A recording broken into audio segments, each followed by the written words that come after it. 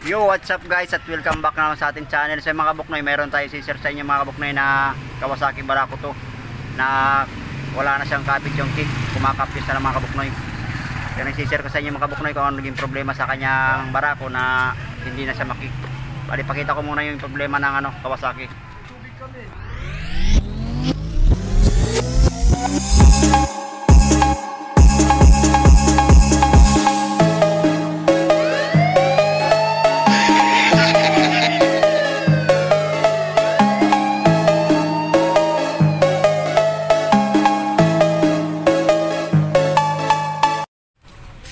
Yan guys, ito na yung itong gagawin natin Barako. Ayan. So nandito tayo ngayon sa may Central Toda.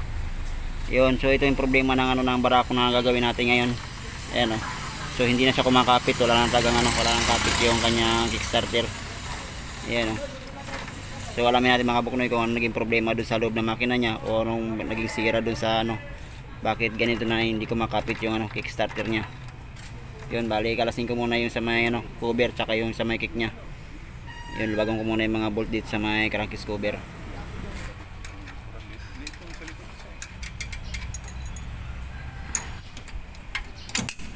Stop mo muna yung cellphone. Siyang guys, nakakalas ko na yung mga tornilyo sa may crankcase cover. So kalasin natin yung cover, tanggalin natin mga kabuknoy para makita natin yung naging problema dun sa kanyang makina.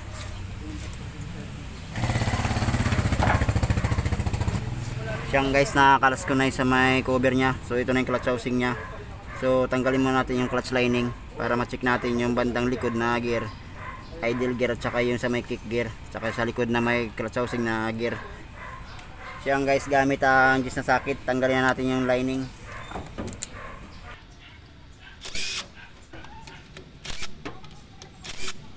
Siyang guys, pala yung bago pala mangyari to, bago mo lang mangyari, may time na siya na kumakapyos. So ngayong kagabi natuluyan daw na kumapyos.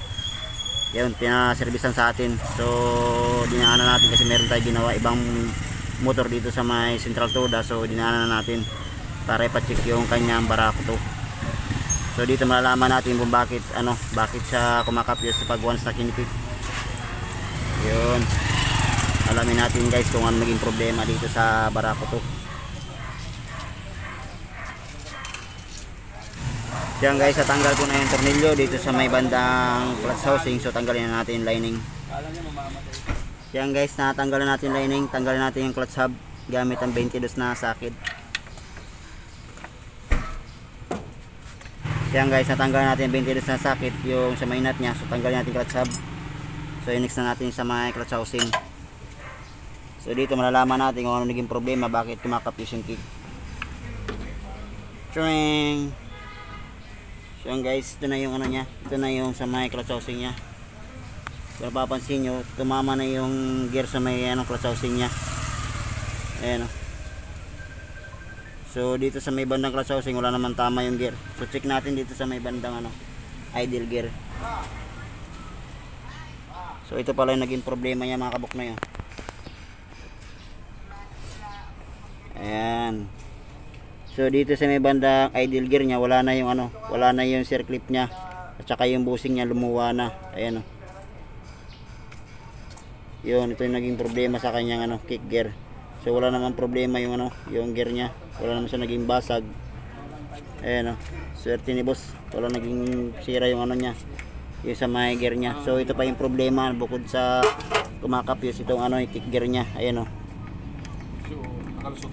nawala na yung niya, nawala na yung circlip niya doon sa pagkakabit sa may pin. Ayan.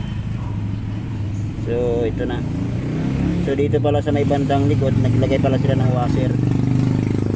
Ayan So yung circlip hindi natin makita. Wala na yung circlip niya. So tanggalin ko muna itong kick.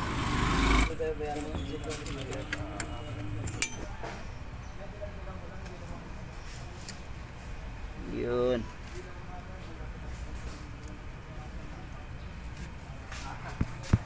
So dito guys, ito na yung naging problema sa bushing nya. Ayan Saka ito yung ito naman sa kick. Bali kumapyos na yung Ayan So kaya hindi nagpapang-abot dito sa kanyang gear. Kaya wala siyang kapit. dahil walang circlip. So dito may problema na rin yung sa may ano niya, sa circlip niya, kumalas na rin.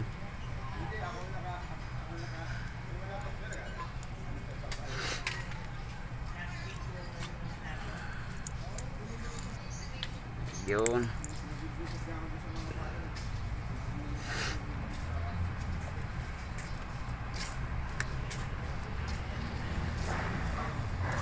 So tanggalin natin itong mga kabuknoy. Siya guys, ito na yung idle gear nya, yung busing na napunit. Ayan o. So gumawa na tayo ng, ng busing na pamalit dito. So ikakabit na natin dito sa kanyang idle. Ayan, ito na yung ikakabit natin mga kabuknoy na busing. Yan, so ito na rin papalit natin na yung sa may kick gear. So yung busing nito ginawa na rin natin. So kasi dalawa yung reserva ni boss. Ito yung isa, ginawa na natin yung busing na fabrication. So ito naman ipapagawa na rin para may reserva si boss sa kanyang barako. So salpak na natin yung busing mga kabuknoy. Yan. So yan guys, kabit na natin sa may kick. Yan, salpak na natin.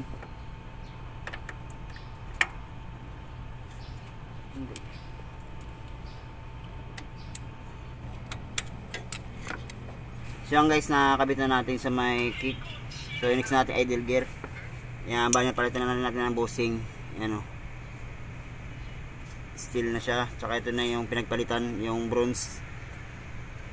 So kabit na natin yung idle.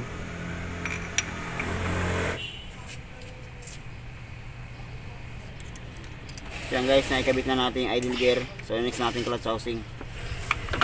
Yan. So kabit na natin. Tsaka yung thrust washer. So yan guys, next natin yung clutch hub.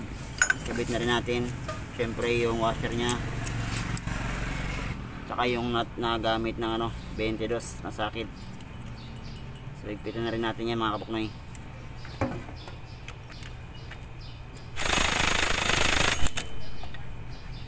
Syempre next na natin yung clutch lining mga kabuknoy. Yan.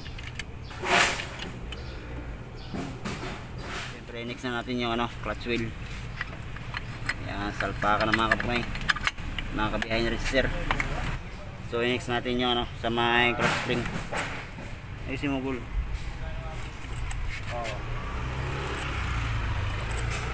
So higpitan na natin mga kabuknoy yung spring gamit ang gisa sakit.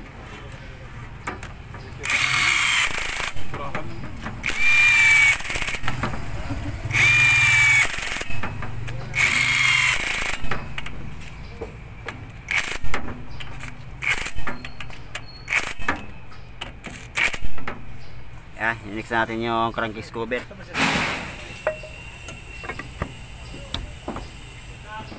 Siya guys, lagyan na natin ng oil para ma-try natin yung ginawa natin yun sa barako to. Yan, ito nilagay natin oil, yung Kawasaki brand.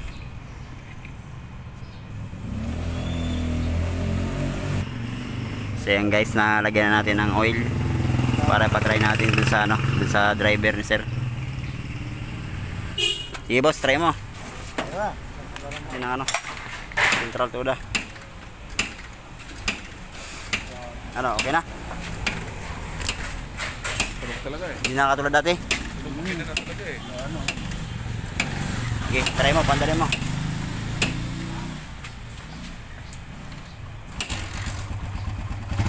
Yun Okay, paikot mo. Shoutout muna kay boss. Ito yung driver ng ng ginawa natin ng central tuda.